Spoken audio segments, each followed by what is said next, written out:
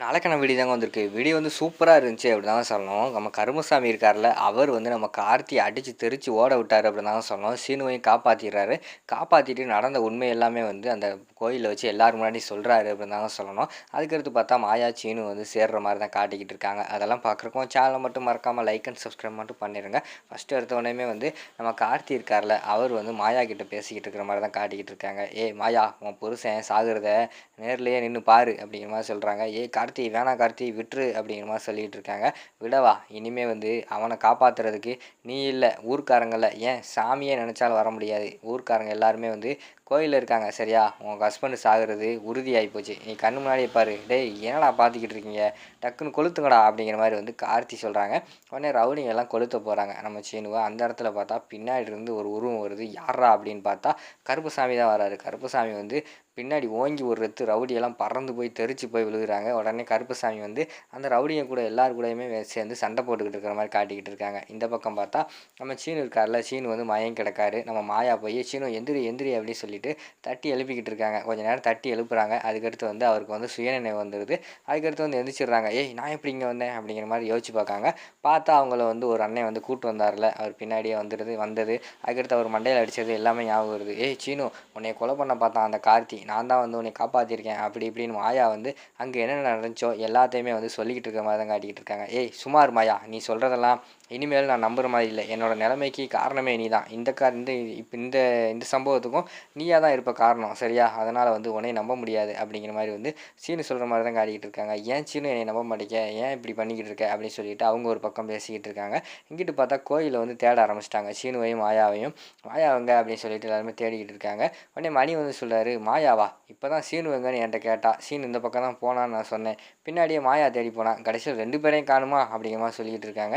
ஐயோ 2 பேர் காணுமா? இப்போ கருப்புசாமி வந்து ஊர்வலம் போயிட்டு வந்துருவாரு. அதுக்குள்ளே அவங்க வந்தால் தான் அவங்கக்கிட்ட வந்து குறி கேட்க முடியும். எங்கே போயிட்டாங்க அப்படின்னு சொல்லிட்டு எல்லாருமே தேடிக்கிட்டு இருக்காங்க. அந்த நேரத்தில் பார்த்தா டக்குன்னு இவர் வந்துடுறாரு. சீனுவும் மாயாவும் 2 பேரும் வந்துடுறாங்க. "டேய் எங்கடா போனேன்" அப்படின்னு சொல்லிட்டு அங்கே எல்லாருமே விசாரிக்காங்க. 2 பேருமே வந்து நடந்த உண்மையை சொல்லலை. அதுக்கடுத்து பார்த்துக்கிட்டோம்னா பாட்டி வந்து சொல்கிறாங்க, "ஏய் எல்லாரும் அமைதியாக இருங்க. இப்போ வந்து கருப்பசாமி வந்து வந்துடுவார். வந்தவொடனே யாரோட சாப்பாடு அவர் வந்து சாப்பிட்றாங்களோ அவங்கள வந்து ஏற்றுக்கிட்டதா அர்த்தம். எல்லோரும் சாப்பாடெல்லாம் எடுத்து வைங்க" அப்படிங்கிற மாதிரி சொல்லிகிட்டு இருக்காங்க. கொஞ்ச நேரம் கழித்து பார்த்தா அந்த ஊர்வலம் போன கருப்பசாமி இருக்கார்ல, அவர் வந்து வர்ற மாதிரி தான் காட்டிக்கிட்டு இருக்காங்க. வந்தவொடனேயுமே வந்து கொஞ்ச நேரம் சாமி ஆடிக்கிட்டே இருக்கிற மாதிரி காட்டுறாங்க. எல்லாருமே அந்த இடத்துல சாமி கும்பிட்டுக்கிட்டு இருக்காங்க. டக்குன்னு பார்த்தா நம்ம மாயா, தனம் 2 பேருமே வந்து கையில் வந்து சாப்பாடு எடுத்து நீட்டிக்கிட்டு இருக்காங்க. கருப்பசாமி வந்து யார் சாப்பாடை வந்து சாப்பிட போகுது அப்படின்னு சொல்லிட்டு வெயிட் பண்ணி பார்த்துக்கிட்டு இருக்காங்க. டக்குன்னு கருப்புசாமி அப்படியே ஆடிக்கிட்டே இருக்கும்போதே டக்குன்னு நம்ம மாயாவோட சாப்பாடை எடுத்து சாப்பிட்ருது. எல்லாத்துக்குமே சந்தோஷமாயிருது. மாயாவை வந்து கருப்புசாமி ஏற்றுக்கிட்டாரு அப்படின்னு சொல்லிட்டு எல்லாருமே சந்தோஷமாக இருக்காங்க. அடுத்து பார்த்துக்கிட்டோம்னா கருப்புசாமி வந்து குறி சொல்கிற மாதிரி தான் காட்டுறாங்க. கருப்புசாமி வந்து மாயாவை பார்த்துக்கிட்டு, "நீ நல்லவ, உனக்கு ஒன்றுமே ஆகாது. உன்னால் வந்து ஒரு குடும்பமே நல்லா இருக்குது" அப்படிங்கிற மாதிரி சொல்கிறாங்க. நம்ம சீனுக்கு வந்து ஒன்றுமே புரியல. என்னடா இவளால் வந்து குடும்பம் நல்லா இருக்குதா? குடும்பம் அங்கே சீரழிஞ்சு போய்கிட்டு இருக்குன்னு நினச்சிக்கிட்டு இருக்கோம். சாமி இப்படி சொல்லுதே அப்படின்னு சொல்லிட்டு அவர் ஒரு பக்கம் யோசிச்சுக்கிட்டு இருக்கிற மாதிரி தான் காட்டிக்கிட்டு இருக்காங்க. அடுத்து வந்து சீனுவை பார்த்து சொல்கிறாங்க, "நீ பார்க்குறதெல்லாம் தப்பு. நீ நம்புகிற ஆளெல்லாம் தப்பு சரியா? கண்டிப்பாக வந்து இந்த பொண்ணை நம்பு. இந்த பொண்ணு தான் வந்து உன்னை ரொம்ப தூரத்துக்கு கொண்டு போக போகிறா. நல்ல நிலைமைக்கு இவ தான் ஆக்க போகிறா சரியா? மித்த யாரையும் நம்பாத. அவங்க உனக்கு வந்து குழி பறிச்சுக்கிட்டு இருக்காங்க. வேறு யாரையும் நம்பிடாத" அப்படிங்கிற மாதிரி சொல்லிட்டு கருப்புசாமி சொல்லிக்கிட்டு இருக்கிற மாதிரி தான் காட்டிகிட்டு இருக்காங்க. "சரி சாமி சரி சாமின்னு" சொல்லிட்டு சீனு வந்து சொல்லிக்கிட்டு இருக்காரு. அடுத்து வந்து "இந்த பொண்ணை வந்து கை விட்டுறாத. கை விட்டேன்னா அடுத்து நீ ரொம்ப ஃபீல் பண்ணுவ பார்த்துக்கோ" அப்படின்னு சொல்லிட்டு கருப்புசாமி வந்து சொல்லிடுறாரு. சரி சாமின்னு சொல்லிட்டு கருப்புசாமிகிட்ட வந்து திருநீர் வாங்கிக்கிறாங்க. அடுத்து பார்த்தா நம்ம தனத்தோட சாப்பாடு எடுத்து சாப்பிட்டுறாங்க. சாப்பிட்ட உடனே தனத்தை ஏற்றுக்கிட்டாங்கன்னு சொல்லிட்டு எல்லாத்துக்குமே சந்தோஷமாக இருக்குது.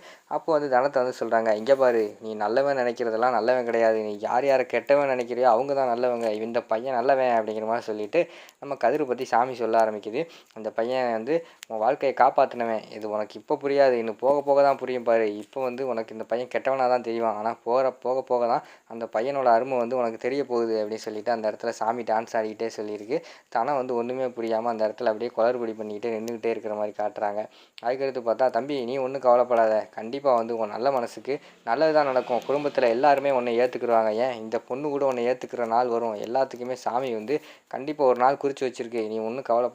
காலம் அதுக்கு பதில் சொல்லும்" அப்படிங்கிற மாதிரி வந்து கருப்புசாமி சொல்கிற மாதிரி தான் காட்டிகிட்டு இருக்காங்க. நன்றி சாமி அப்படின்னு சொல்லிட்டு கதிர் சொல்கிறாரு.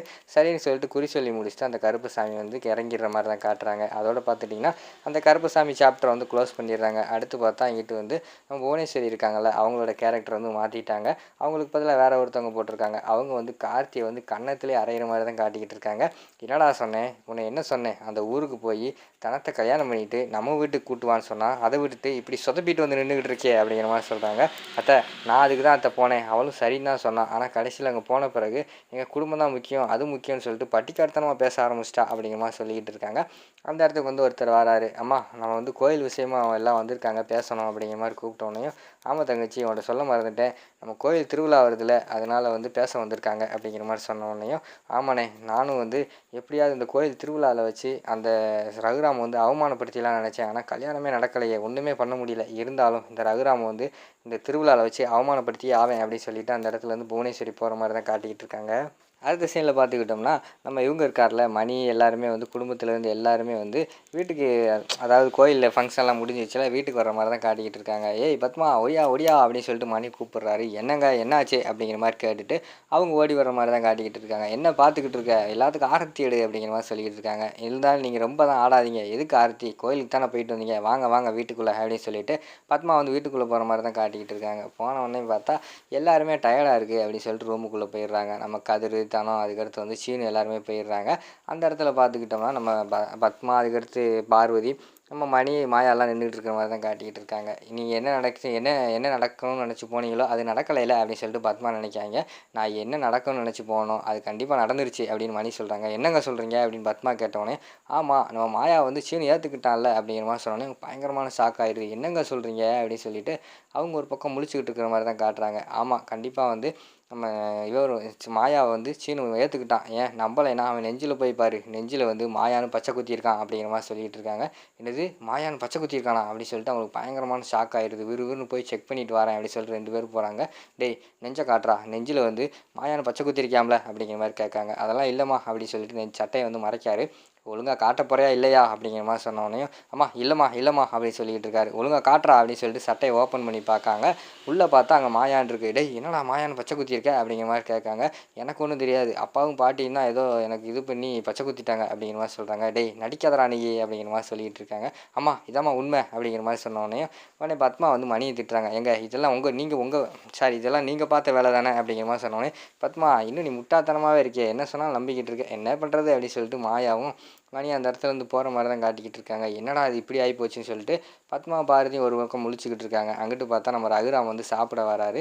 சாப்பிட வந்து ஒரு வாய் தான் வைக்காரு. அந்த நேரத்தில் பார்த்தா அவங்களுக்கு வந்து நம்ம ஜானகியோட நினப்பு வந்துடுது. அவங்க வேணுங்கிற செஞ்சு கொடுக்குறது, பழுமாறுறது, இப்படியெல்லாம் நிறைய ஞாபகம் வருது. உடனே சாப்பிட்ற இடத்துலேருந்து எந்திரிச்சிட்டாங்க. உடனே அவங்க அம்மா வந்து கேட்காங்க, என்னடா சாப்பிடாமல் இருக்க அப்படின்னு சொன்னோடனையும், இல்லைம்மா எனக்கு பசிக்கலை அப்படின்னு சொல்லிட்டு அந்த இடத்துலேருந்து போயிடுறாங்க. அவன் இத்தனை நாளாக வந்து ஜானகி கையால் சாப்பிட்டேன்ல, அதனால் அந்த ஞாபகம் இருக்கும் அப்படின்னு சொல்லிட்டு அவங்க அம்மா சொல்கிறாங்க. ஜானகி அந்த ஓரமாக நின்று அப்படியே கண்கலங்கி நின்று பார்த்துக்கிட்டு இருக்கிற மாதிரி காட்டுறாங்க. அதோட பார்த்துக்கிட்டிங்கன்னா இந்த எபிசோடு வந்து முடிச்சிடுறாங்க.